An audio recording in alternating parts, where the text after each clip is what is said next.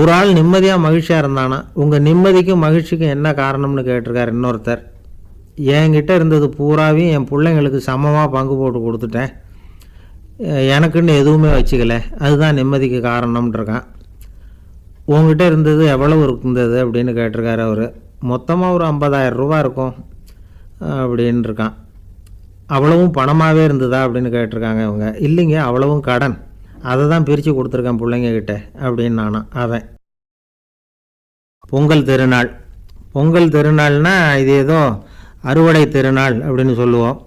அதாவது வருஷம் பூரா நாம் பாடுபட்டு அதனுடைய பலனை அனுபவிக்கிற நாள் அப்படிங்கிறது நாம் சொல்லிகிட்டு இருக்கிறது. இது முக்கியமாக இது ஒரு நன்றி அறிவிப்பு நாள் அப்படின்னு சொல்லுவாங்க. இன்றைக்கி நிறைய நன்றி அறிவிப்பு கூட்டம்லாம் நடந்துக்கிட்டு இருக்குல்ல, அது மாதிரி விவசாயிகள் நடத்துகிற ஒரு நன்றி அறிவிப்பு விழா இது. யாருக்கு நன்றி சொல்கிறாங்கன்னா ஆதவனுக்கு. அதாவது சூரியன் இல்லைன்னா விவசாயம் இல்லை. அதனால் ஆதவனுக்கு நன்றி செலுத்துகிற நாளாக இந்த பொங்கல் திருநாளை நாம் கொண்டாடுறோம். அதாவது இந்த பொங்கலில் விவசாயிகள்கிட்டேருந்து நிறைய பண்புகளை நாம் தெரிஞ்சுக்க வேண்டிய நாள் இது. விவசாயிகள் அவங்க விவசாயம் முன்னேறி இருக்கிற அளவுக்கு விவசாயிகளுடைய வாழ்க்கை தரம் முன்னேறலை. அந்த அளவுக்கு அவர்கள் நாட்டுக்காக உழைச்சிக்கிட்டு இருக்கிறாங்க. அந்த காலத்திலே அதை பற்றி ஒரு கதை சொல்கிறது உண்டு. ஒரு வயசான ஆள் நிலத்தில் ஏறு உழுதுகிட்டு இருந்தாராம். கிழிஞ்சு போன ஒரு சின்ன துண்டை தான் இடுப்பில் கட்டியிருந்தாராம்.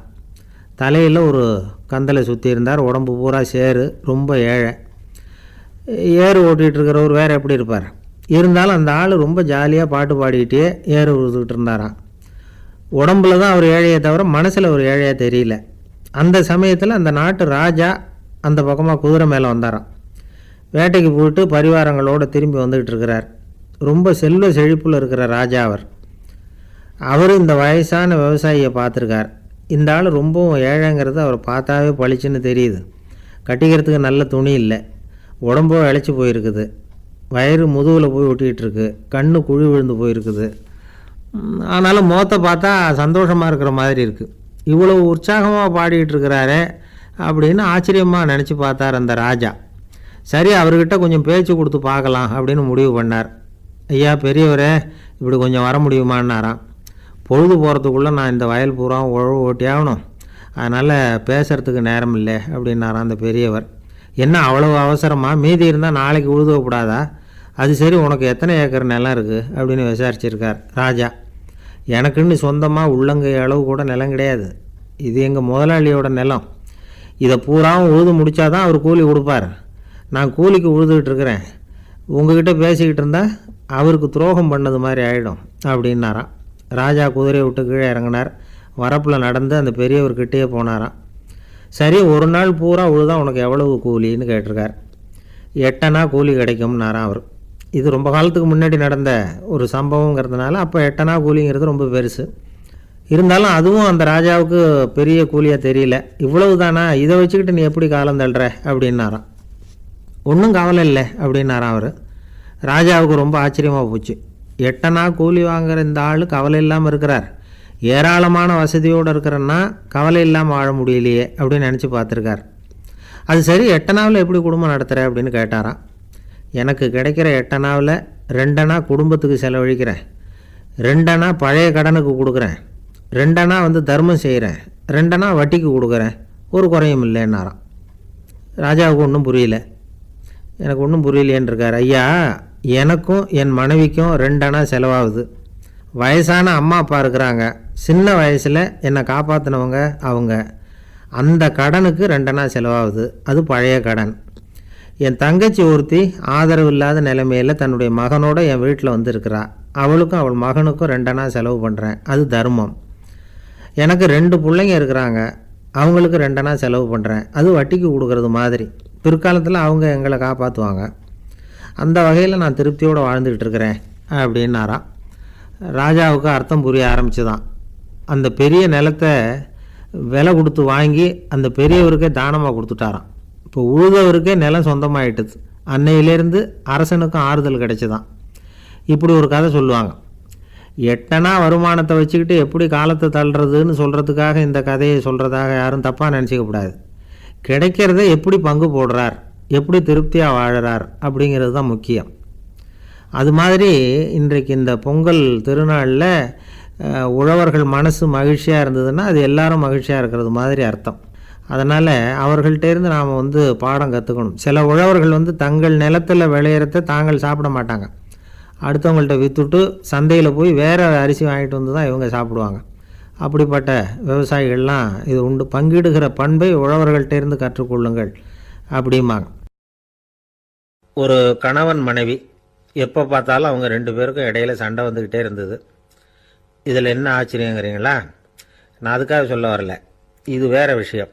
அதாவது சண்டை போடாமல் இருக்கிறதுக்கு வழி சொல்கிற தகவல் இது. நான் சொன்ன அந்த கணவன் மனைவி எப்படின்னா, கணவன் ஒரு வார்த்தை சொன்னால் மனைவி கிட்டேருந்து 2 வார்த்தை பதிலாக வரும். இதுக்கு கணவன் கிட்டேருந்து 4 வார்த்தை பதிலாக வரும். இப்படி வார்த்தைகள் பெருகி போய் கடைசியில் வம்புல முடியும். அந்த அம்மா பொறுத்து பொறுத்து பார்த்தாங்க, அவங்களால தாக்கு பிடிக்க முடியல. பக்கத்து வீட்லேயும் ஒரு கணவன் மனைவி இருந்தாங்க, அவங்களுக்குள்ள சண்டை வர்றதில்லை. அது எப்படி அவங்களால மட்டும் சண்டை போடாமல் இருக்க முடியுது அப்படின்னு இந்த அம்மாவுக்கு ஆச்சரியம். ஒரு நாள் நேராக பக்கத்து வீட்டு அம்மாக்கிட்டே போய், ஏம்மா நீங்கள் எப்படி கணவனும் மனைவியும் சண்டை போட்டுக்காமல் இருக்கிறீங்க, அது எப்படி முடியுது உங்களால் அப்படின்னு கேட்டாங்க. அதுக்குன்னு ஒரு மருந்து இருக்குது, அதை சாப்பிட்டா சண்டை வராது அப்படின்னாங்க அவங்க. சரிங்க, அந்த மருந்தை அவர் சாப்பிட மாட்டாரே, மாட்டேன்னு சொல்லிட்டா என்ன பண்ணுறது அப்படின்னு கேட்டிருக்கிறாங்க இவங்க. அந்த மருந்து அவருக்கு இல்லைம்மா, உனக்கு தான் அப்படின்னாங்களாம் அவங்க. அப்படியா, அப்படின்னா கொடுங்க, ரொம்ப நல்லதாக போச்சு. அதை எப்படி சாப்பிட்றதுங்கிற விவரத்தையும் சொல்லுங்கள், எங்கே அது கிடைக்குங்கிறதையும் சொல்லுங்கள், வாங்கிக்கிறேன் அப்படின்னு கேட்டாங்களாம் இவங்க. வேற எங்கேயும் போய் வாங்க வேண்டாம், என்கிட்டே இருக்க அந்த மருந்து அதில் கொஞ்சம் தர்றேன், வாங்கி வச்சுக்க. உன் வீட்டுக்காரர் உன்னோட சண்டையை ஆரம்பிக்கிறப்போலாம் நீ இந்த மருந்தில் 1 ounce வாயில் ஊற்றிக்கணும். அதை உடனே குடிச்சிடக்கூடாது, ஒரு 5 நிமிஷமாவது அது வாயில் இருக்கணும், அதுக்கப்புறம் குடிச்சிடலாம் அப்படின்னு சொல்லி ஒரு பாட்டில் மருந்தை இந்த அம்மா கிட்ட கொடுத்து அனுப்புனாங்களாம். மருந்தை எடுத்துக்கிட்டு இந்த அம்மா வீட்டுக்கு வந்திருக்கிறாங்க. வீடு பூட்டி இருந்ததுனால கணவன் வாசல்லையே காத்துக்கிட்டு இருக்கிறான். மனைவியை கண்டதும் சண்டை போட ஆரம்பிச்சிட்டான். வீட்டை பூட்டிவிட்டு எங்கே போய் தொலைஞ்ச, எவ்வளவு நேரமாக ஒரு மனுஷன் வாசல்லையே காத்துட்டு கிடக்கிறது அப்படி இப்படின்னு கத்த ஆரம்பிச்சிட்டான். மனைவி இதுக்கு பதிலே சொல்லலை. அந்த அம்மா பேசாமல் வீட்டை திறந்தாங்க, சமையல் அறைக்குள்ளே போனாங்க, 1 ounce மருந்தை வாயில் ஊற்றிக்கிட்டாங்க. அன்னைக்கு சண்டை மேற்கொண்டு வளரவே இல்லை, நின்றுட்டுது. மருந்து பரவாயில்லை. அதுக்கப்புறம் பல சந்தர்ப்பங்களில் சண்டை வரும் போல் இருக்கிற போலாம் இந்த மருந்து அதை நிறுத்தியிருக்கு. பிரமாதமான மருந்தாக இருக்குது இதை கொஞ்சம் அதிகமாகவே வாங்கி வீட்டில் வச்சுக்க வேண்டியது தான் அப்படின்னு முடிவு பண்ணிட்டு இந்த அம்மா மறுபடியும் பக்கத்து வீட்டு அம்மாக்கிட்ட போனாங்க. எவ்வளவு விலையானாலும் சரி, நான் காசு கொடுத்து வாங்கி வச்சுக்கிறேன், எந்த கடையில் இருக்குது இந்த மருந்து சொல்லுங்க அப்படின்னு கேட்டாங்க. இந்த மருந்துக்கு விலையே கிடையாதுங்க, இலவசமாகவே கிடைக்கும்னாங்களாம் அவங்க. அது எப்படி விலை இல்லாமல் இதை விற்க முடியுது அப்படின்னு கேட்டாங்களாம் இவங்க. அது மருந்தாக இருந்தால் தானே விலை வைக்கிறதுக்கு, அது வெறும் தண்ணி தானே அப்படின்னாங்களாம். வெறும் தண்ணியாக சண்டையை நிறுத்துது அப்படின்ட்டு இருக்காங்க இவங்க. அது சண்டையை நிறுத்தலை, உன்னோட மௌனம் தான் சண்டையை நிறுத்துது. நீ வாயில் தண்ணியை வச்சுக்கிறதுனால எதிர்த்து பேசுறதில்ல, அதனால் உன்னுடைய கணவர் கோபம் சாந்தமாயிடுது அப்படின்னாங்களாம் அவங்க. இந்த கதையிலேருந்து சண்டையை நிறுத்துற மருந்து எதுன்னு தெரிஞ்சுக்கிட்டோம் இல்லையா? ஒருத்தர் என்ன பண்ணாரு, பாட்டிலில் தண்ணியை ஊற்றி வச்சுக்கிட்டு அவர்கிட்ட வர்றவங்களுக்கெல்லாம் இதை சிபாரிசு பண்ணலாம்னு நினச்சிக்கிட்டு உட்காந்துருந்தார். ஒரு அம்மா வந்தாங்க. இதை கேட்டுவிட்டு இதையே ஒரு மருந்து மாதிரி கொடுக்கலாம்ங்கிறது அவர் முடிவு. அதனால் பாட்டிலில் தண்ணியை அடைச்சி வச்சுக்கிட்டு அதில் கலருக்காக என்னத்தையோ ஒரு ஜீரகம் அது மாதிரி எதையாவது கலந்து வச்சுக்கிட்டு ஒரு மருந்து மாதிரி ஒரு பாவனையில் வச்சுக்கிட்டு உட்காந்துருக்காரு. யாராவது வீட்டில் சண்டைன்னா என்கிட்ட வாங்க மருந்து தரேன்னு. ஒரு அம்மா வந்தாங்க, எனக்கும் என் வீட்டுக்காரருக்கும் அடிக்கடி சண்டை வருதுங்க அப்படின்ட்டு இருக்காங்க. கவலைப்படாதம்மா, நான் ஒரு மருந்து தரேன்னு சொல்லி வீட்டுக்குள்ளே போய் ஒரு பாட்டில் எடுத்து வந்து கொடுத்தார். பாட்டிலில் இருக்கிறது என்னங்கிறத சொல்லிவிட்டு அது பேரில் மரியாதை வராது இல்லையா, அதனால் சொல்லலை. அந்த அம்மா வாங்கிட்டு போனாங்க. 4 நாள் கழித்து திரும்பி வந்தாங்க. என்னம்மா வீட்டில் சண்டை நின்று போச்சான்னு கேட்டிருக்காரு இவர். அங்கே நின்று போச்சுங்க, இப்போ உங்ககிட்ட ஆரம்பமாக போகுதுன்னாங்களாம். என்னம்மா அப்படின்ட்டு இருக்காரு இவர் பயந்து போய். பின்ன என்னங்க, நீங்கள் என்ன மருந்து கொடுத்துருக்குறீங்க என்னங்க அப்படின்னாங்களாம் கோவமாக.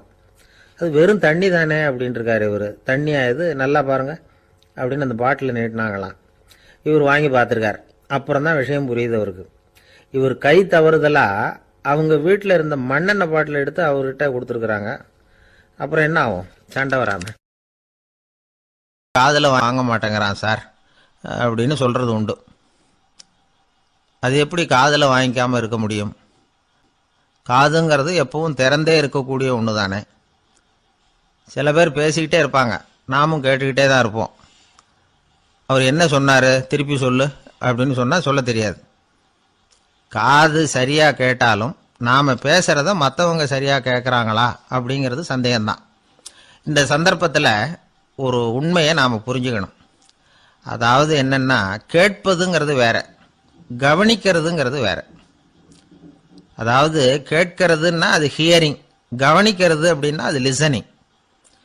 கேட்கறதுங்கிறது தன்னிச்சையாக நடக்கக்கூடிய ஒரு செயல். இப்போ ஒரு சாலையில் நடந்து போயிட்டு இருக்கிறோம், எவ்வளவோ சத்தம் நம்ம காதில் வந்து விழுந்துக்கிட்டு இருக்கு. கார் போகிற சத்தம் கேட்குது, பறவை ஒரு மரத்துலேருந்து கத்துது, அந்த சத்தம் கேட்குது, இப்படி நிறைய வந்து காதில் விழுந்துக்கிட்டு இருக்கு. ஆனால் கவனிக்கிறதுங்கிறது எப்படின்னா, நம்ம முழு மனசை செலுத்தி உன்னிப்பாக கேட்கறது. எத்தனையோ சத்தத்துக்கு நடுவில் தன்னுடைய குழந்தை அழற சத்தத்தை தாய் தெரிஞ்சுக்க முடியுது இல்லையா, அது மாதிரி. விவரம் தெரிஞ்சவங்கலாம் என்ன சொல்கிறாங்கன்னா, கவனித்தல் அதாவது லிசனிங் அப்படிங்கிற செயலில் 3 அம்சங்கள் இருக்கிறதாக சொல்கிறாங்க. அது என்ன 3 அம்சங்கள் அப்படின்னா, முதல்ல காதால் கேட்கறது, இது முதல் அம்சம். ரெண்டாவது என்னன்னா கேட்டதை புரிஞ்சுக்கிறது. மூணாவது என்னன்னா என்ன புரிஞ்சுக்கிட்டோங்கிறத தெரிவிக்கிறது, ஃபீட்பேக் அப்படின்னு சொல்கிற மாதிரி. ஒரு ஆசிரியர் வகுப்பில் பாடம் நடத்திக்கிட்டு இருக்கிறார். வெறுமனே கேட்குற குழந்தை ஒரு காதால் வாங்கி இன்னொரு காதால் விட்டுடும். அதாவது கேட்குற குழந்தை அப்படி செய்யும். ஆனால் கவனிக்கிற குழந்தை கேட்டதை புரிஞ்சுக்கும். என்ன புரிஞ்சுக்கிட்டேன்னு கேட்டால் பதில் சொல்லும். இதுதான் கேட்கறதுக்கும் கவனிக்கிறதுக்கும் உள்ள வித்தியாசம். ஒரு புள்ளி விவர கணக்கு என்ன சொல்லுது தெரியுமா? ஒரு மனிதன் எழுதுறது மூலமா 6% அறிவை பெருக்கிக்கிறானா, எழுதுறது மூலமா. படிக்கிறது மூலமா 19% அறிவை பெருக்கிக்கிறானா. பேசுறது மூலமா 30% அறிவை பெருக்கி கொள்ளுகிறான் அப்படின்னு சொல்றாங்க. ஆனா பாருங்க, கவனிக்கிறது மூலமா 45% அறிவை பெருக்கிக் கொள்ளுகிறான் அப்படிங்கிறது புள்ளி விவரம். அதனால வந்து கற்றலின் கேட்டல் நன்று அப்படின்னு சொல்றாங்க இல்லையா, அது இதுதான். அதனால கவனிக்கிறது மூலமா அதிக அறிவை நாம வந்து பெருக்கிக் கொள்ள முடியும். கேள்வி ஞானம்தான் ரொம்ப சிறந்தது அப்படிங்கிறார் வள்ளுவர். அதாவது கவனிச்சு கேட்கணும், அதுதான் முக்கியம்.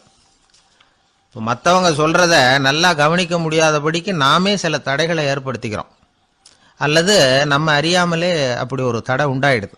அந்த தடைகளை தாண்டணும் அல்லது தகர்த்து எறியணும் அப்படிங்கிறது பெரியவர்கள் சொல்லுகிற யோசனை. அது என்ன தடைகள் அப்படின்னா, நமக்கு தெரியாத இவர் என்ன சொல்லிட போகிறார் அப்படிங்கிற நினப்பு, இது ஒரு தடை. சொல்லி முடிக்கிறதுக்கு முன்னாடியே குறுக்க பேசுறது, மனசை அங்கேயும் இங்கேயும் அலையிறது, இதெல்லாம் தான் தடைகள். ஆசிரியர் பாடம் நடத்துகிறார் அப்படின்னா மாணவர்கள் அக்கறையாக கவனிக்கணும், அப்போதான் பரீட்சையில் பாஸ் ஆக முடியும். வீட்டுக்குள்ள கணவன் சொல்கிறத மனைவி கவனித்து கேட்கணும், மனைவி சொல்கிறத கணவன் கவனித்து கேட்கணும், இல்லைன்னா குழப்பமாயிடும். ஒரு அம்மா கோயிலுக்கு போனாங்க, சேலையில் ஒரு முடிச்சு போட்டிருந்தாங்க. எதுக்கு சேலையில் முடிச்சு போட்டு வச்சுருக்குறீங்க அப்படின்னு கேட்டாங்க. எங்கள் வீட்டுக்காரர் ஒரு கடிதத்தை மறக்காமல் தபால் போட்டியில் போட்டுடணும்னு சொன்னார், ஞாபகத்துக்காக முடிச்சு போட்டு வச்சுருக்கிறேன் அப்படின்னாங்க. கடிதத்தை பெட்டியில் போட்டுட்டிங்களா அப்படின்னு கேட்டாங்க. அது எப்படிங்க முடியும், அவர் கடிதத்தை என்கிட்ட கொடுக்க மறந்துட்டாரே அப்படின்னாங்களாம். அதனால் மறக்கப்படாதுன்னு நினச்சிக்கிட்டே மறந்து விடுறது, இப்படி ஒரு வாழ்க்கை. அதனால் வாழ்க்கையில் நமக்கு இருக்கிறது செவிச்செல்வம் ரொம்ப முக்கியமானது. நிறைய கேட்கணும், சொல்கிறத விட கேட்கணும், கேட்கறத விட முக்கியம் கவனிக்கிறது. அப்படி கவனிக்கிறது மூலமாக நம்முடைய வாழ்க்கையில் வெற்றி பெறணும். அங்கே நபிகள் நாயகம் உட்கார்ந்துருக்கிறார். அந்த சமயம் அம்மா அங்கே வர்றாங்க. அவங்க கையில் திராட்சை பழ கொத்து, அதை கொண்டுகிட்டு வந்து நபிகள் கிட்ட கொடுக்குறாங்க. சாப்பிடுங்க அப்படின்னு சொல்லி ரொம்ப அன்பாக வேண்டிக்கிறாங்க. நபிகள் நாயகமும் ரொம்ப பிரியமாக அதை வாங்கிக்கிட்டார். அதுக்கப்புறம் அதை சாப்பிட ஆரம்பித்தார். நபிகள் நாயகம் மதீனாவில் தங்கியிருந்தப்போ இது மாதிரி நிறைய பேர் பழங்களையும் தின்பண்டங்களையும் கொண்டுகிட்டு வந்து கொடுக்கறது வழக்கம். நபிகள் நாயகம் என்ன பண்ணுவார்னா, அதையெல்லாம் வாங்குவார். உடனே பக்கத்தில் இருக்கிற தோழர்கள் எல்லாருக்கும் பகிர்ந்து கொடுப்பார், தானும் சாப்பிடுவார். இதுதான் எப்போதும் வழக்கம். ஆனால் இந்த தடவை என்னாச்சு தெரியுமா, அவர் அப்படி பண்ணல. ஒவ்வொரு பழமாக எடுத்து தானே சாப்பிட்டுக்கிட்டு இருக்கிறார். அவர் விருப்பமாக சாப்பிடுகிற காட்சியை ஆசை தீர பார்த்துக்கிட்டு இருந்தாங்க அந்த வயசான அம்மா, அந்த பழத்தை கொடுத்தவங்க. அவங்களுக்கு ரொம்ப மகிழ்ச்சியாக இருந்தது, மன நிறைவாக இருந்தது. நாம் ஆசையாக கொண்டுகிட்டு வந்து கொடுக்குற பழத்தை நபிகள் நாயகம் இவ்வளோ பிரியமாக சாப்பிட்றாரே அப்படின்னு நினச்சி ரொம்ப சந்தோஷப்பட்டாங்க. அதுக்கப்புறம் அங்கேருந்து அவங்க புறப்பட்டு போயிட்டாங்க. அந்த அம்மா போனதுக்கப்புறம் பக்கத்தில் இருந்த தோழர்கள் பேச ஆரம்பித்தாங்க. ஏன்னா அவங்களுக்கு சந்தேகம், இன்னைக்கு வித்தியாசமாக நடந்துக்கிட்டாரே அப்படின்னு. அண்ணலே, எது உங்களுக்கு வந்தாலும் எங்கள் எல்லாருக்கும் கொடுத்துட்டு தான் நீங்கள் சாப்பிடுவீங்க. இன்னைக்கு மட்டும் நீங்கள் அப்படி செய்யலையே, எல்லா பழத்தையும் நீங்களே சாப்பிட்டீங்களே, அதுக்கு என்ன காரணம் அப்படின்னு கேட்டாங்க. இப்படி கேட்கறதுனால நாயகம் அதை தப்பாக புரிஞ்சுக்க மாட்டார் அப்படிங்கிறது அவங்களுக்கு தெரியும். யாரும் எதையும் அவர்கிட்ட கேட்கலாம், அப்படி கேட்கறதுக்கு உரிமை உண்டு. இந்த ஜனநாயக முறைகளுக்கு அவர்கள் கொடுத்த மரியாதை இது. தோழர்களின் கேள்விக்கு நபிகள் பதில் சொல்ல ஆரம்பித்தார். நண்பர்களே, அந்த அம்மா ரொம்ப பிரியமாக அந்த பழங்களை என்கிட்ட கொண்டுகிட்டு வந்து கொடுத்தாங்க. முதல்ல ஒரு பழத்தை எடுத்து வாயில் போட்டு பார்த்தேன். அது ரொம்ப புளிப்பாக இருந்தது, சாப்பிட்றது ரொம்ப கஷ்டம். உங்ககிட்ட யாருக்காவது அதை கொடுத்துருந்தா அதில் வாயில் போட்டதும் புளிப்பு தாங்காமல் முகம் சுழிச்சிருப்பீங்க. அதை அந்த அம்மா பார்த்துட்டாங்கன்னா வருத்தப்பட்டிருப்பாங்க. ஆசையாக கொண்டுகிட்டு வந்து நமக்கு கொடுத்துருக்குறாங்க. அவங்க அன்பான மனசை நோகடிக்கிறதுக்கு நான் விருப்பப்படலை. அதனால் முகம் சுளிக்காமல் சாப்பிட்ணுமேங்கிறதுக்காகத்தான் அந்த பழங்கள் பூராவே நானே சாப்பிட்டுட்டேன் அப்படின்னு புன்முறுவலோட பதில் சொன்னாராம் நபிகள் நாயகம். இன்னொருத்தர் மனசு புண்படக்கூடாதுங்கிறதுக்காக புளிப்பையும் இனிப்பாக ஏற்றுக்கொள்ளுகிற பண்பாடு இருக்குது பாருங்கள், அது ஒரு பெரிய நாகரிகம். அது எல்லாருக்கும் சுலபமாக வந்துடாது. நல்லா இருக்கிற பழத்தையே என்ன இவ்வளவு மோசமாக இருக்கேன்னு சொல்லுகிறவர்கள் தான் நம்மக்கிட்ட அதிகம். இந்த காலத்தில் இல்வாழ்க்கையில் இந்த நாகரிகத்தை சில பேர் கடைபிடிக்கிறது உண்டு. நல்லா இருக்க இல்லையோ முகம் சுளிக்காமல் சாப்பிட்ருவாங்க. ஏன்னு கேட்டால், எதுக்காக சார் வீண் வம்பு, ஏதோ நமக்குன்னு கொடுத்து வச்சது அவ்வளவுதான் அப்படின்னு நினச்சிக்கிட்டு போக வேண்டியது தானே அப்படிம்பாங்க. இவங்கெல்லாம் கூட ஒரு விதத்தில் பண்பாடு தெரிஞ்சவர்கள் தான். இப்போ ஒரு ஆள் ஊரெலாம் சுற்றி விட்டு கடைசியில் அழுத்து போய் ஒரு ஹோட்டலுக்குள்ளே நுழைஞ்சானான். ரொம்ப களைப்பாக இருந்தது அவனுக்கு. அதனால் ரொம்ப களைப்படைஞ்சு போய் ஒரு நாற்காலியில் போய் உட்காந்துருக்கிறான். இவனை பார்த்ததும் சர்வர் ஓடி வந்தார். சார் உங்களுக்கு என்ன வேணும்னு கேட்டார். எனக்கு தேவை 2 தோசையும் கொஞ்சம் அன்பான வார்த்தைகளும் அப்படின்னா. சர்வர் உள்ளே போனார், 2 தோசையை கொண்டாந்து வச்சார். அன்பான வார்த்தை கேட்டனே அப்படின்னா இவன்.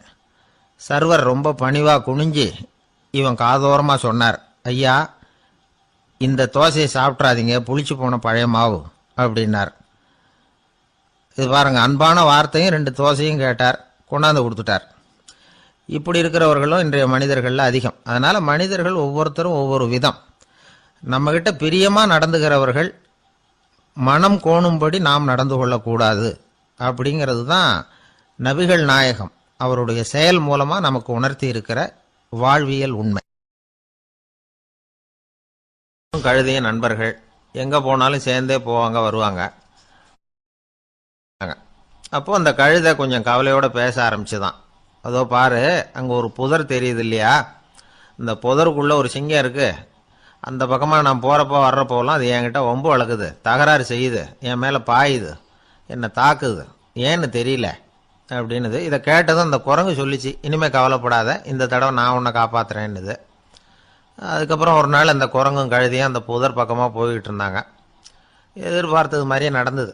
அந்த சிங்கம் எதிரில் வந்தது, கழுதியை பார்த்தது, உடனே அது மேலே பாய ஆரம்பிச்சுட்டுது. அவ்வளவுதான். உடனே இந்த குரங்கு என்ன பண்ணிச்சு தெரியுமா, கிடுகிடுன்னு ஒரு மரத்து மேலே ஏறி உட்காந்துக்கிட்டுது. அங்கே உட்காந்துக்கிட்டு கீழே அந்த கழுதையும் சிங்கமும் போடுற சண்டையை வேடிக்கை பார்க்க ஆரம்பிச்சுட்டுது. கொஞ்ச நேரம் கழித்து அடிபட்ட காயத்தோடு அந்த கழுதை மெதுவாக நடந்து வந்தது. குரங்கும் மெல்ல மரத்தை விட்டு கீழே இறங்கிச்சு. இப்போ கழுதை கேட்டுது, என்னை காப்பாத்துறேன்னு சொல்லிவிட்டு காலை வாரி விட்டுட்டியே, நீ பாட்டுக்கு மரத்து மேலே ஏறி உட்காந்துக்கிட்டே, அது நியாயமானது. குரங்கு பரிதாபமாக அதை பார்த்துது. நான் மரத்து மேலே இருந்து நீங்கள் 2 பேரும் சண்டை போட்டதை பார்த்துக்கிட்டு தான் இருந்தேன். உன்னோட சத்தம் தான் அதிகமாக இருந்தது, அது நீ சிரிக்கிற மாதிரி எனக்கு கேட்டுது. அதனால் நீ தான் ஜெயிச்சுக்கிட்டு இருக்க போல இருக்கு அப்படின்னு நினச்சுட்டேன்னுது. இன்றைக்கி பல பேர் இப்படி தான் இருக்கிறாங்களாம். யார் ஜெயிக்கிறாங்க யார் தோக்குறாங்கங்கிறத முகத்தை பார்த்து கூட கண்டுபிடிக்க முடியறதில்ல. பேசுகிற பேச்சை வச்சு கூட கண்டுபிடிக்க முடியறதில்ல. தோற்கிறவங்க கூட சிரிக்கிற மாதிரி முகத்தை வச்சுக்கிறான். இன்றைய மனிதர்கள்கிட்ட ஏகப்பட்ட முரண்பாடுகள். பொய் முகங்களோட உலவுகிறவர்கள் தான் அதிகம். உண்மை முகம் எங்கே இருக்குது அப்படிங்கிறத புரிஞ்சுக்கிட்டு நண்பர்களை தேர்ந்தெடுக்கணும் அப்படிங்கிறது ஒரு முக்கியமான கருத்து. கடவுள் இந்த உலகத்தை படைச்சுட்டு அதுக்கப்புறமும் கொஞ்ச நாள் இங்கேயே தங்கியிருந்தாராம். அப்போ தான் அவருக்கு ஒரு உண்மை புரிஞ்சுதான் இந்த உலகத்தில் தங்கி இருக்கிறது எவ்வளவு இடைஞ்சல்னு. தினமும் மனிதர்கள் தேடி வந்து ஏதாவது புகார் சொல்லிக்கிட்டே இருந்தாங்களாம். எனக்கு அது வேணும் இது வேணும்னு கேட்டுக்கிட்டே இருந்தாங்களாம். சில பேர் வந்தாங்க, நாங்கள் வந்து விவசாயம் பண்ணுறோம், தண்ணி இல்லாமல் பயிர் காயுது, எங்களுக்கு மழை வேணும் அப்படின்னாங்க. அவங்க போனதும் அதுக்கப்புறம் சில பேர் வந்தாங்க, நாங்கள் வந்து மண்பானை செய்கிறவங்க நிறைய பானை செஞ்சு வச்சுருக்குறோம், மழை பெஞ்சால் எல்லாம் கரைஞ்சி வீணாக போயிடும், அதனால் இன்றைக்கி மழை பெய்யக்கூடாதுன்னாங்க. கடவுள் பார்த்தார், அவருக்கு என்ன பண்ணுறதுன்னே தெரியல, ஏகப்பட்ட குழப்பம், தலையை பிச்சுக்கலாம் போல் இருந்தது. கிட்டத்தட்ட பைத்தியம் பிடிக்கிற அளவுக்கு ஆயிட்டுது. எல்லாருடைய ஆசைகளையும் அவரால் நிறைவேற்ற முடியல. ஏன்னா ஒன்றுக்கு ஒன்று முரண்பாடாக இருந்தது. ஒரு நாள் தன்னுடைய அமைச்சரவையை கூட்டி ஆலோசனை கேட்டார். என்ன செய்யலாம்னு சொல்லுங்கன்னார். இது என்ன பிரமாதம், பேசாமல் இமயமலை அடிவாரத்தில் போய் உட்காந்துங்க, யாரும் தொந்தரவு பண்ண மாட்டாங்கன்னாங்க. அங்கேயும் மனிதர்கள் வர ஆரம்பிச்சுருவாங்களேன்னார் கடவுள். சரி அப்படின்னா சந்திரனில் போயிருந்துக்கலாமேன்னாங்க. அங்கேயும் மனுஷன் குடி வர போகிறான் அப்படின்னார் கடவுள். வெகு தூரத்துக்கு அப்பால் உள்ள நட்சத்திர மண்டலத்துக்கு போயிடலான்னாங்க. இதெல்லாம் நிரந்தர தீர்வாகாது, நிரந்தரமாக இந்த மனிதனுடைய தொல்லையிலிருந்து நான் விடுபடணும், அதுக்கு ஏதாவது வழி சொல்லுங்கன்னார் கடவுள். ஒரு வயசான ஆள் வந்தார். கடவுளுக்கு காதோட காதாக ஒரு வழியை சொன்னார். கடவுளுக்கு முகம் மலர்ந்தது. அதுதான் சரி, அப்படியே செஞ்சுடலான்னார். அந்த ஆள் சொன்ன ரகசியம் என்ன தெரியுமா? மனிதனால் அடைய முடியாத ஒரு இடம் இருக்குது, அது வேற எங்கேயும் இல்லை, அவனுக்கு உள்ளே இருக்குது, அங்கே போய் மறைஞ்சுங்க, அதுக்கப்புறம் மனிதர்களால் உங்களுக்கு தொந்தரவு இருக்காதுன்னார். மனிதன் நினைக்காத இடம் அதுதான். அதாவது உள்ளுக்குள்ள இருக்கிற உண்மையை புரிஞ்சுக்காம வெளியில எங்கேயோ அது இருக்கிறதாக நினைச்சு வரட்டிக்கிட்டு அலையிறான் மனுஷன். உள்ளே இருக்கிற உண்மை புரிஞ்சா நாம தன்னம்பிக்கையோட தலை நிமிர்ந்து வாழலாம். வேடிக்கையா ஒரு கதை சொல்லுவாங்க. இதை பாருங்க, நம்ம பையன் எங்க பணம் வச்சாலும் எடுத்து விடுறான், என்ன பண்றதுன்னாங்க அம்மா. அப்பா கொஞ்ச நேரம் யோசனை பண்ணார். அதுக்கப்புறம் சொன்னார், அவன் கண்ணில் படாத இடமா நம்ம வீட்டில் இருக்கிறது ஒரே இடம் தான், அங்கே பணத்தை வை திருட்டு போகாதுன்னார். அது எந்த இடம்னு கேட்டாங்க. அதுதான் அவன் பாட புஸ்தகம், அதில் வச்சிரு, அவன் தொடவே மாட்டான், பாட புத்தகத்தை தொடாமல் பரீட்சையில் வெற்றி பெற முடியாது அப்படிங்கிறத புரிஞ்சுக்கணும். உள்ளே இருக்கிற உண்மையை தொடாமல் வாழ்க்கையில் வெற்றி பெற முடியாது. அதனால் உண்மையை புரிஞ்சுக்கிட்டா வாழ்க்கையில் வெற்றி நிச்சயம். அவனுக்கு வயசாயிட்டுது. இந்த கவலை பயம் எல்லாமும் அதிகமாயிட்டுது. மரண பயம், ராத்திரியில் சரியாக தூங்க முடியல, இப்படி ஆயிட்டுது நிலைமை. அந்த அரசன் ஏற்கனவே எப்படின்னா போர்க்களங்களில் எத்தனையோ பேரை ஓட ஓட விரட்டி இருக்கிறான். இருந்தாலும் இப்போ அந்த துணிச்சல்லாம் எங்கேயோ போயிட்டுது. பேசாமல் படுத்துருக்கிறான். அப்படியே படுத்தாலும் தான் தூக்கம் வர மாட்டேங்குது. என்ன பண்ணலாம்னு யோசித்தான் இந்த மன்னன். உடனே எல்லா அமைச்சர்களையும் கூப்பிட்டான். எனக்கு வந்து நிம்மதி இல்லை, எதை நினைச்சாலும் பயமாக இருக்கு, எனக்கு ஒரு ஆலோசனை சொல்லுங்க அப்படின்னா. என்ன ஆலோசனை வேணும் அப்படின்னு சொல்லி கேட்டாங்க. எனக்கு ஒரு நெருக்கடியான சந்தர்ப்பம் ஏற்பட்டு போச்சுன்னு வச்சுக்கோங்க. அந்த நேரத்தில் நீங்கள் யாருமே என் பக்கத்தில் இல்லை ஆலோசனை சொல்கிறதுக்கு அப்படின்னா, அந்த சமயத்தில் எனக்கு உபயோகப்படுற மாதிரி ஒரு வாசகம், பொன்மொழி ஏதாவது சொல்லுங்க. அதை வந்து நான் என்னுடைய வைர மோதிரத்துக்கு அடியில் பதிச்சு வச்சுக்கிறேன் அப்படின்னார். தேவைப்படுறப்போ உதவும் அப்படிங்கிறதுனால. அவர் போட்டிருந்த மோதிரமும் அதுக்கு தகுந்த மாதிரியே திறந்து மூடுறது மாதிரி அமைஞ்சிருந்தது. ஏதாவது வாசகம் எழுதுனா உள்ற வச்சுக்கலாம், அதுக்கான வசதி அதில் இருந்தது. அமைச்சர்கள்லாம் யோசனை பண்ணாங்க. இது மாதிரி ராஜா கேட்குறாரு, என்ன வாசகம் அதாவது பொன்மொழி சொல்லலாம் அப்படின்னு எல்லாரும் யோசனை பண்ணாங்க. ஒருத்தருக்குமே சரியாக தோணலை, ஒரே குழப்பமாக இருந்தது. ஏன்னா நெருக்கடியான சமயத்தில் உபயோகப்படுறது மாதிரி ஒரு பொன்மொழி வேணும்னு சொல்லியிருக்கிறார். அப்படி இப்படி யோசித்து பார்த்தா ஒன்றுமே தோணலை. எல்லாரும் குழம்பிக்கிட்டு இருந்த நேரத்தில் ஒரு பெரியவர் அந்த பக்கமாக வந்தார். அவர் சொன்னார், நான் வேணும்னா அதுக்கு பொருத்தமாக ஒரு வாக்கியம் சொல்கிறேன், ஆனால் ஒரு நிபந்தனை, அதை யாரும் ரொம்ப ஆர்வம் காரணமாக அவசரப்பட்டு படிச்சிடக்கூடாது. அதை வந்து ரகசியமாக அந்த மோதிரத்துக்குள்ளே எழுதி வச்சுக்கணும். எப்போவாவது இக்கட்டில் மாட்டிக்கிற சமயத்தில் மட்டும் வேற வழியே இல்லை அப்படிங்கிற நிலைமையில மட்டும்தான் அதை திறந்து பார்க்கணும். அப்படி நீங்கள் இருக்கிறதா இருந்தால் நான் அதை சொல்கிறேன் அப்படின்னார் அந்த பெரியவர். சரின்னு ஒத்துக்கிட்டாங்க எல்லாரும். அதே மாதிரி அவர் ஒரு வாக்கியத்தை சொன்னார். அவர் சொன்ன வாக்கியத்தை ரகசியமாக மோதிரத்துக்குள்ளே பதிச்சு மூடியாச்சு. ராஜா அதை விரலில் மாட்டிக்கிட்டார். கொஞ்ச நாள் ஆச்சு. அந்த ராஜாவுக்கு ஒரு சோதனை வந்தது. என்ன சோதனைன்னா, அடுத்த நாட்டு மன்னன் படையெடுத்துக்கிட்டு வந்துட்டான். அவன் இவர்கிட்ட ஏற்கனவே தோற்று போனவன், ஒரு வெறியில் வந்திருக்கிறான். தோற்று போனவன் மறுபடியும் சண்டைக்கு வந்தால் எப்படி வருவானோ அப்படி வர்றான். ஒரு வெறியில் வந்தான், ஜெயிச்சுட்டான். என்னாச்சு இவரோட நிலைமைன்னா, நாட்டை இழந்துட்டார், எல்லாத்தையும் இழந்துட்டார். கடைசியாக ஒரு அடிபட்ட குதிரையில் ஏறி தப்பிச்சு போயிட்டார், வேற வழி இல்லைன்னு. பின்னாடி துரத்திக்கிட்டு வராங்க. இவர் ஒரு மலை உச்சிக்கு போயிட்டார். அதுக்கும் அப்பால் போக முடியாது, ஏன்னா அந்த பக்கம் பயங்கர பள்ளம். உல்லாச பயணிகள் வந்து கண்டு கழிக்கிற இடம் அது. ஆனால் இவருக்கு அது சாவு பயணத்தின் வாசல், திரும்பவும் முடியாது. அவ்வளவு குறுகிய பாதை அது, வேற வழியே இல்லை. இந்த நேரம் சூரிய ஒளி மோதிரத்தில் பட்டு மின்னிச்சு. உடனே இவருக்கு ஞாபகம் வந்தது. மோதிரத்தை திறந்து படிக்கிறார். அதில் இருந்த வாசகம், இந்த நிலையும் மாறிவிடும், this too will pass away. அவருக்கு ஒரு தைரியம் வந்தது. பின்னாடி வந்தவங்களும் திசை மாதிரி வேற எங்கேயோ தேடி போயிட்டாங்க. அவங்க விரட்டிக்கிட்டு வரலன்னா இவ்வளவு அழகான ஒரு இடம் இருக்கிறதே எனக்கு தெரியாமல் போயிருக்குமேன்னு நினைச்சார். இவ்வளவு அழகை ரசிக்கிறதுக்காக ஒரு நாட்டையே கூட இழக்கலாம்னு தோணுச்சு அவருக்கு. அமைதியாக அந்த அழகை ரசித்தார். எதிரிகள்லாம் எங்கேயோ போயிட்டாங்க. மன்னர் நாடு திரும்பினார். மறுபடியும் படைகளை திரட்டினார். கொஞ்ச நாளில் படை எடுத்துக்கிட்டு போனார். யாருக்கிட்ட தோற்று போனாரோ அவரையே வெற்றி கண்டு திரும்பி வர்றார். வரவேற்பு விழா பிரமாவப்படுது. ஆடல் பாடல் கோலாகலம். இதை பார்த்தது அந்த ராஜாவுக்கு தலைகால புரியல. நம்மளை இனிமேல் யாராலையும் ஜெயிக்க முடியாதுன்னு நினைச்சார். அகம்பாவம் லேசாக எட்டி பார்த்தது. இப்போ மறுபடியும் சூரிய ஒளிப்பட்டு மோதிரம் மின்னிச்சு. அதை திறந்து மறுபடியும் படிக்கிறார். இந்த நிலைமையும் மாறிவிடும், this too will pass away. அவ்வளவுதான். அவர் மனசு அடங்க ஆரம்பிச்சுட்டுது, ஆணவம் போயிட்டுது. இதிலேருந்து நாம் தெரிஞ்சுக்க வேண்டியது என்னன்னா, எந்த சூழ்நிலையிலையும் நாம் கவலைப்பட வேண்டியதில்லை. ஏன்னா இங்கே எதுவுமே நிரந்தரம் இல்லை. அந்த ராஜா மாதிரியே நம்ம ஆள் ஒருத்தன் ஒரு மோதிரம் போட்டிருந்தான். அதுக்குள்ளே அவன் எழுதி வச்சிருந்த வாசகம், எதுக்கும் கவலைப்படாதே அப்படிங்கிறது தான். ஒரு நாள் பயங்கரமான கவலையோடு உட்காந்துருந்தான். பக்கத்தில் இருந்தவங்க சொன்னாங்க, இது மாதிரி சந்தர்ப்பத்தில் தான் நீ உன் மோதிரத்தை திறந்து பார்க்கணும்னாங்க. இவனுக்கு கவலையோடு எரிச்சலும் சேர்ந்துக்கிட்டது. அது எப்படி முடியும், இப்போ திருட்டு போனது என்னோட அந்த மோதிரம் தானே அப்படின்னு சொல்லிவிட்டு தலையில் கை வச்சுட்டு உட்காந்துட்டான். இப்படிலாம் சொல்கிறது உண்டு. இருந்தாலும் நாம் எந்த சூழ்நிலையிலையும் கவலைப்பட வேண்டியதில்லை அப்படிங்கிற உண்மையை புரிஞ்சுக்கணும். அப்படி கவலையை வெல்றதுக்கான வழி தெரிஞ்சுட்டதுன்னா வாழ்க்கையில் வெற்றி நிச்சயம். உங்கள் பையன் எப்படி சார் இருக்கான் அப்படின்னு விசாரித்தார் ஒருத்தர். அவன் என்ன சார், எதை சொன்னாலும் காதில் வாங்க மாட்டேங்கிறான், அவன் பாட்டுக்கு போகிறான் வர்றான் அப்படின்னு சொல்லி அழுத்துக்கிட்டார் அப்பா. பெரியவங்க சொல்கிறத சின்ன பிள்ளைங்க கேட்கறது இல்லைங்கிறது ஒரு குறை. பெரியவங்க சொல்கிறது சின்ன பிள்ளைங்க காதலையே விழறது இல்லைங்கிறது ஒரு குறை. இது கொஞ்சம் சீரியஸான விஷயம், கவனித்து பார்க்கணும். ஒரு குழந்தைக்கு காது சரியாக கேட்குதா இல்லையா அப்படிங்கிறத நாம தான் கவனித்து பார்த்து கண்டுபிடிக்கணும். அதுவாக நம்மக்கிட்ட தவழ்ந்து அப்பா எனக்கு காது கேட்கல, அழைச்சிட்டு போங்க டாக்டர்கிட்ட அப்படின்னுலாம் சொல்லிகிட்டு இருக்காது. அது சரி, ஒரு குழந்தைக்கு காது சரிவர கேட்குதா இல்லையா அப்படிங்கிறத முன்கூட்டியே நாம் தெரிஞ்சுக்கிறது எப்படி? அதுக்கு சில வழி இருக்குது. உங்கள் குழந்தைய கொஞ்சம் அப்படி கவனித்து பாருங்கள்.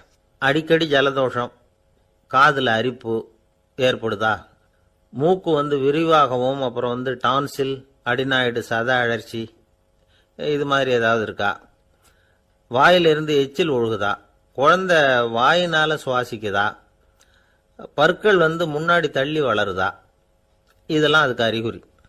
அப்புறம் இந்த VBDF TH இப்படி இந்த ஒலிகள் சேர்ந்த வார்த்தைகளை குழந்தை சரியாக புரிஞ்சுக்காது. இப்போ உதாரணத்துக்கு பட்டுன்னு சொல்லு குழந்தை அப்படின்னீங்கன்னா அது கட்டுன்னு சொல்லும். அதாவது பட்டு சவுண்டை அதால் புரிஞ்சுக்க முடியல. அப்புறம் உங்கள் குழந்தை உங்களை உறக்க பேச சொல்கிறானா, அடிக்கடி கேள்வி கேட்குறானா, சாப்பிட்றப்போ கவனம் இல்லாமல் இருக்கானா, படிப்பில் போதுமான முன்னேற்றம் இல்லையா, வகுப்பில் சரியாக கவனிக்கிறது இல்லையா, இப்படிலாம் இருந்தால் ஆரம்பத்திலேயே டாக்டர்கிட்ட அழைச்சிட்டு போய் சிகிச்சையை ஆரம்பிச்சுடலாம், குணப்படுத்தி விடலாம். குழந்தைக்கு காது சரியாக கேட்கலன்னா நீங்கள் செய்ய வேண்டியது என்ன தெரியுமா? அவனுக்கு காது கேட்கலேங்கிறதுக்காக அவன் முன்னாடி சத்தம் போட்டு பேசக்கூடாது. மெதுவாக சீராக பேசணும். அவனை பார்த்து பேசணும். உங்கள் உதட்டு அசைவுகள் அவனுக்கு உதவும்.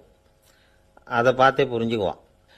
நீங்கள் வாயில் வெத்தலை பாக்கு போட்டுக்கிட்டோ புகை பிடிச்சிக்கிட்டோ பேசக்கூடாது. அப்படி பேசினா அவனால் அந்த உச்சரிப்பை சரியாக புரிஞ்சுக்க முடியாது. ஒரு வார்த்தையை சொல்கிறீங்க, அவனுக்கு புரியல அப்படின்னா அதே வார்த்தையை மறுபடியும் சொல்லணும். அவனுக்கு நீங்கள் முதல்ல சொன்ன வார்த்தை புரியலேன்னு நினச்சிக்கிட்டு மறுபடியும் திருப்பி சொல்கிறப்போ அதே அர்த்தம் வரக்கூடிய வேற வார்த்தையை சொல்லக்கூடாது. இப்படிலாம் நடந்துக்கிட்டா அவனுக்கு மன திடத்தை ஏற்படுத்த முடியும். இல்லைன்னா அவனுக்கு தாழ்வு மனப்பான்மை வந்துடும். குழந்தைக்கு காது கோளாறுன்னா ஆரம்பத்திலேயே டாக்டர்கிட்ட அழைச்சிட்டு போனால் போதும், குணப்படுத்தி விடலாம். அப்புறம் பார்த்துக்கலாமே அப்படின்னு அலட்சியமாக இருந்துட்டாதான் கஷ்டம்.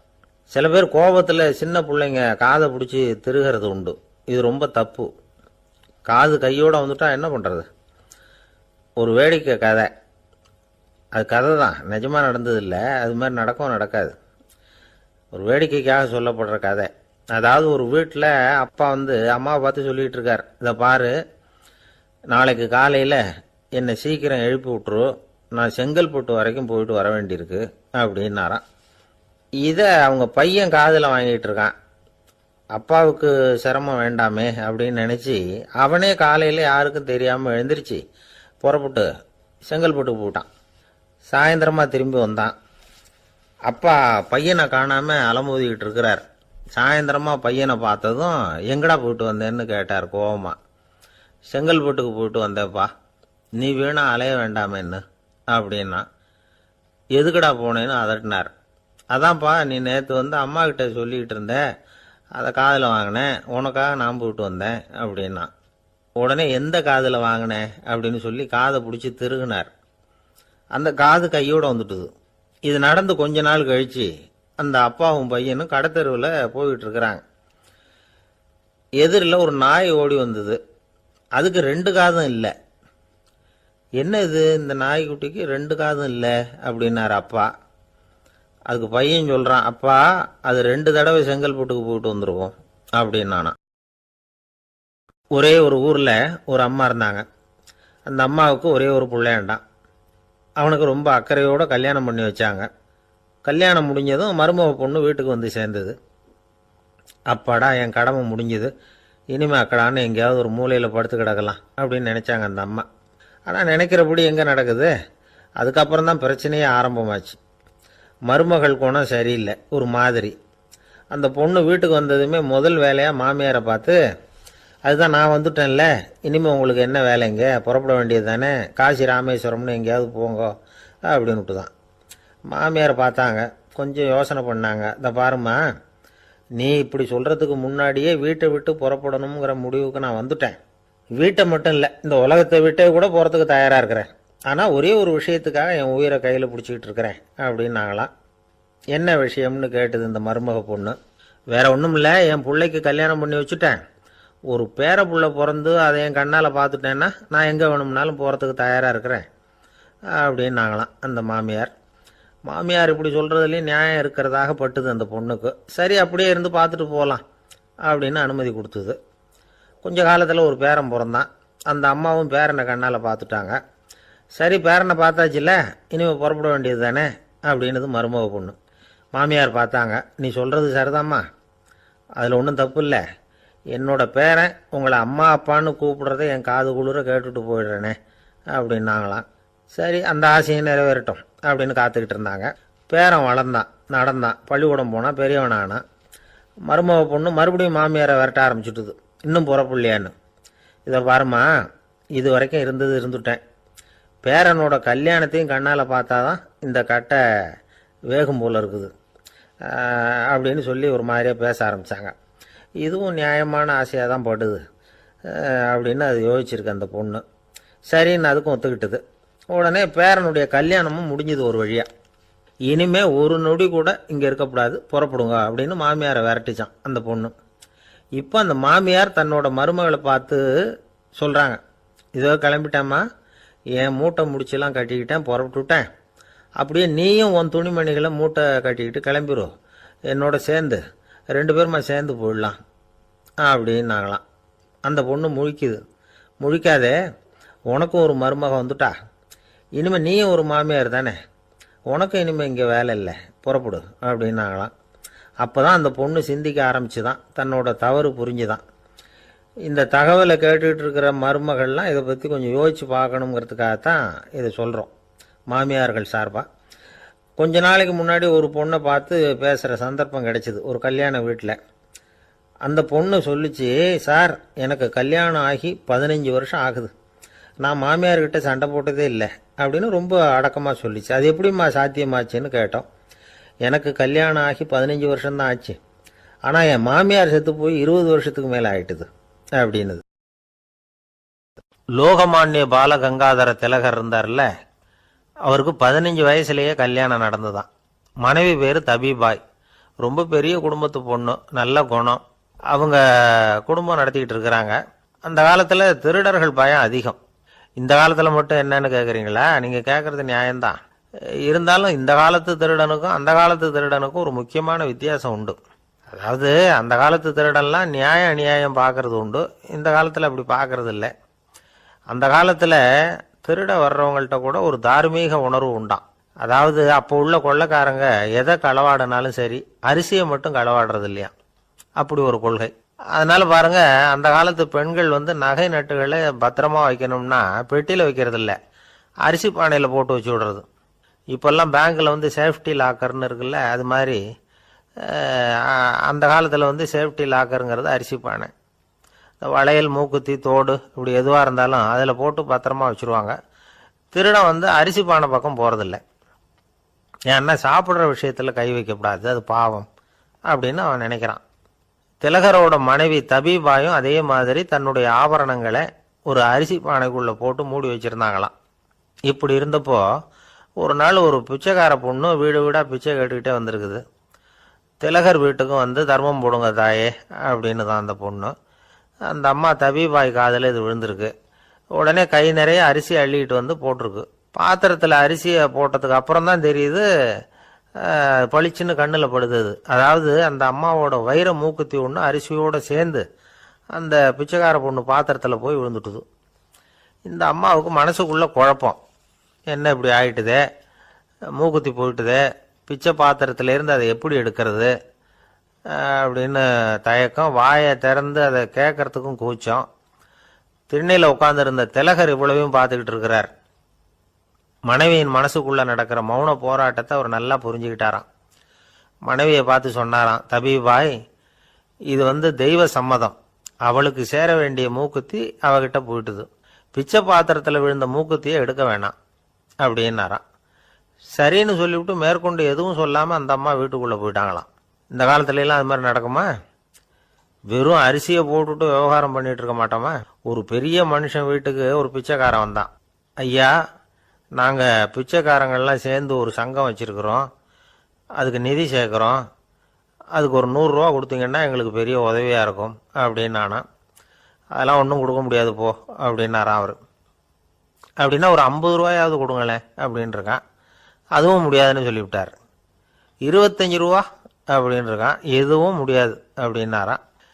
சரிங்க, இவ்வளவு பெரிய வீட்டுக்கு வந்துட்டு வெறுங்கையோடு திரும்புறது நல்லா இருக்காது, அதனால சும்மா ஒரு 1 ரூபா மட்டுமாவது கொடுங்க அப்படின்னு இருக்கான் அவன். ஒரு பைசா கூட என்கிட்ட கிடையாது அப்படின்னு விட்டாரான் இவர்.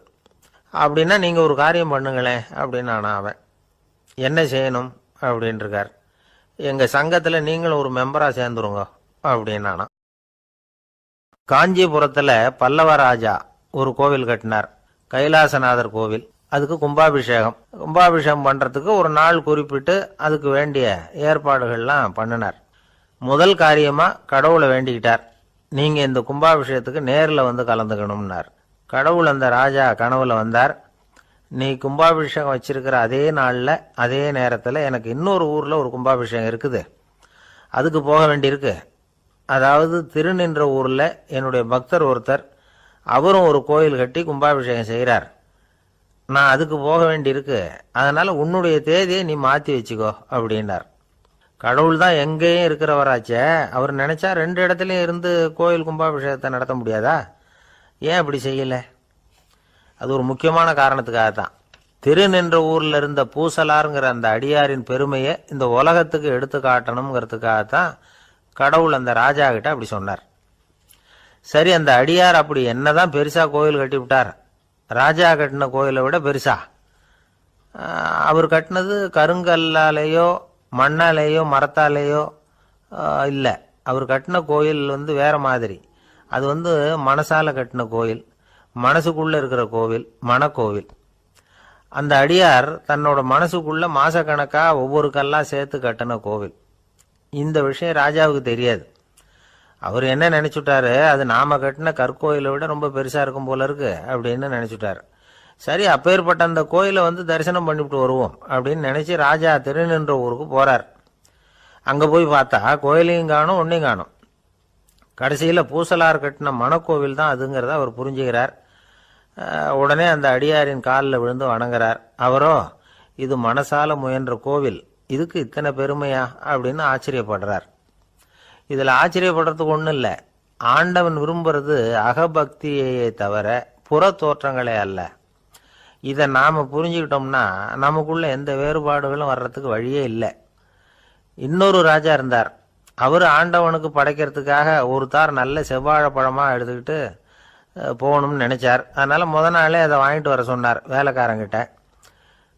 வேலைக்காரன் போனான், கடைத்தெருவில் ஒரு தார் பழம் வாங்கினான். வர்ற வழியில அவன் குடிசை. அப்படியே எட்டி பார்த்துட்டு போவோமேன்னு நினைச்சான். போனான். அங்கே இவனோட குழந்தை பாவம் பசியால கத்திக்கிட்டு இருக்கு. இவன் பார்த்தான், இவ்வளவு பெரிய தாரில் ஒரு 2 பழம் எடுத்தா தெரியவா போகுது அப்படின்னு நினைச்சு ஒரு 2 பழத்தை பிச்சு அந்த குழந்தைகிட்ட கொடுத்தான். அதை வாங்கி வயிறார சாப்பிட்டுது. பசி அடங்குச்சு, விளையாட போயிட்டுது. இவன் அதுக்கப்புறம் வாழைப்பழத்தை எடுத்துக்கிட்டு அரண்மனைக்கு வந்தான். 2 பழம் பிச்சிருக்கிறது ராஜாவுக்கு தெரிஞ்சு போச்சு. இவன் உண்மையை சொல்லிவிட்டான். உடனே ராஜா, கடவுளுக்கு படைக்க வேண்டிய பொருளை குழந்தை எச்சில் பண்ண விட்டுருக்கியே அப்படின்னு சொல்லி அவனை கட்டி வச்சு சாட்டையால் அடிச்சார் பாவம். மறுநாள் பழத்தை கோயிலுக்கு எடுத்துட்டு போனார். கடவுள் முன்னாடி வச்சார். கடவுள் கண்ணை திறந்து பார்த்தார், பழம்லாம் அழுகி இருக்குது. என்ன இது அழுகி போன பழம் அப்படின்னார். ராஜா முழிச்சார். நல்லா தானே இருந்தது அப்படின்னு நினைச்சார். அப்போ கடவுள் அந்த ராஜா கிட்ட சொன்னாராம், இதை பார்ப்பா, இந்த தாரில் 2 பழம் தான் நல்ல பழம். அந்த 2 பழங்களையும் நேத்திக்கே நான் சாப்பிட்டுட்டேன் அப்படின்னாராம். அப்பதான் ராஜாவுக்கு புரிஞ்சுது, ஏழை குழந்தையின் பசியை தீர்க்கறதுக்காக உதவுன அந்த 2 பழம்தான் இறைவன் சாப்பிட்ட பழம்னு. இறைவன் இருக்கிற இடம் எது?